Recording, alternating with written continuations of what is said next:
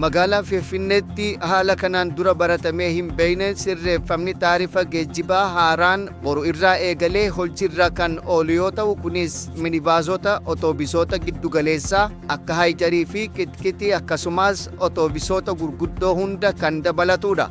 Gatiin minibaasii fageenya kiiloomeetira 2.5 birrii 10 irratti kan ragga'e yoo ta'u, fageenya kiiloomeetira 5 ammoo birrii 15 irraa gara birrii 20tti akkasumas imalli dheeraan kiiloomeetira 17.5 hanga birrii 55tti ol guddatee jira. Gama biraatiin otoobisoota gurguddoo magaalaa irratti daballiin hanga birrii 20 kan taasifame yoo ta'u, baajaajii irratti fageenyi birrii 10 deemamu kiiloomeetira 12 irraa gara kiiloomeetira 7.5tti gadi bu'ee jira. Daballiin taarifaa kun dhiibbaa waraana Ameerikaa, Israa'elii fi Iraan jidduutti geggeeffamaa jiruun dhiyeessii boba'aa irratti uumame hordofee kan dhufe yoo ta'u, biiroon geejjiba magaalattii dhaabbileen tajaajila kennan tarkaanfii kanaan ala akka hin hojjenne akeekkachiisee jira. Itoophiyaatti injifannoo dubartoonni barnoota keessatti galmeessaa jiran bifa adda ta'een dabalaa dhufee jira. Haaluma kanaan barattuun yuunivarsiitii Amboo Beetaleem Tibabuu dandeettii dubartootaa qabatamaan agarsiisuun injifannoo boonsaa galmeessitee jirti.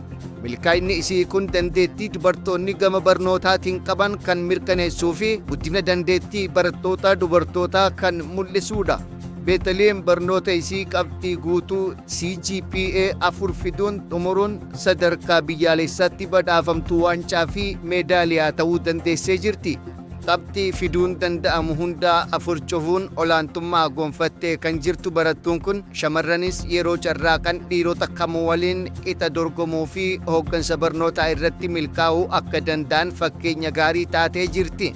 Injifannoon Beetaleem Tibabuu kun shamarran biyya Itoophiyaa hundaaf abdii fi hamilee guddaa kan uumudha.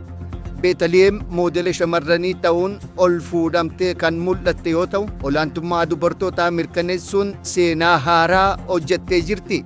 Milkaa'inni isii kun barattoonni dubartootaa biroo akka jabaatanii baratan kan kakaasuun alatti gumaacha dubartoonni misooma biyyaa keessatti qaban kan agarsiisudha.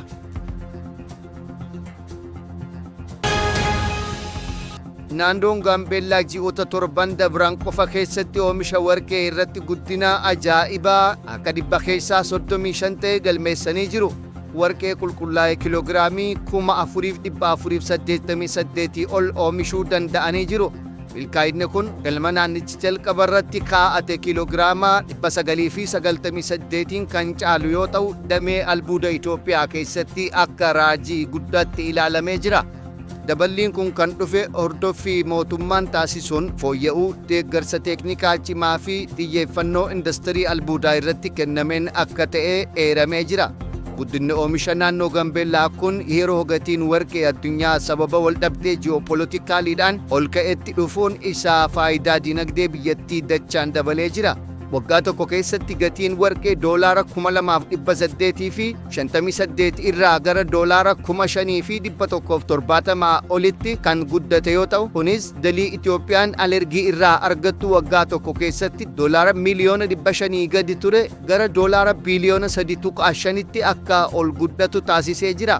Itoophiyaan qabeenya albuudaa bal'aa kan qabdu yoo ta'u, Gaambeellaa dabalatee naannoleen akka Oromiyaa, Binishaangul Gumuzii fi Tigraay madda warqee isaan ijoodha.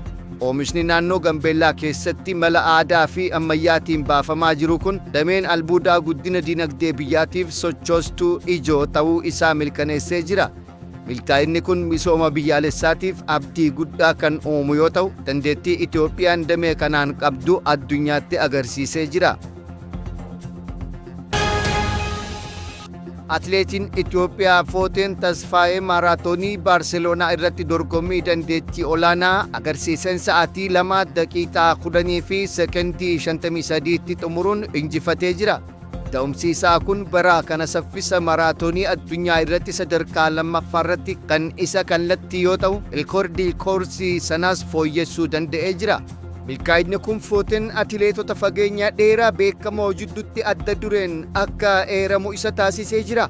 Maraatooniin Baarseloonaa keessatti geggeeffame kun olaantummaa atileetota Itoophiyaa dubartootaanis kan guutamedha. Atileet Zainabaa Imar sadarkaa sadaffaa qabachuun yoo xumurtu, Caaltuu Cimdeessaa fi Yaalgaanesh Iskamaach ammoo wal duraa duubaan sadarkaa afuraffaa fi shanaffaa qabachuun dorgommicha injifannoon goolabanii jiru. Kunis dandeettii fi kutannoo atileetonni biyyattii sadarkaa idil-addunyaatti qaban deebisee mirkaneessee jira.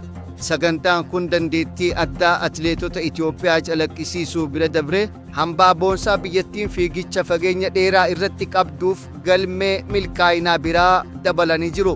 Injifannoon kun leenjii cimaa fi qophii gaarii atileetonni Itoophiyaa taasisan kan agarsiisu yoo ta'u, dorgommiiwwan gara fuulduraafis hamilee guddaa kan uumudha.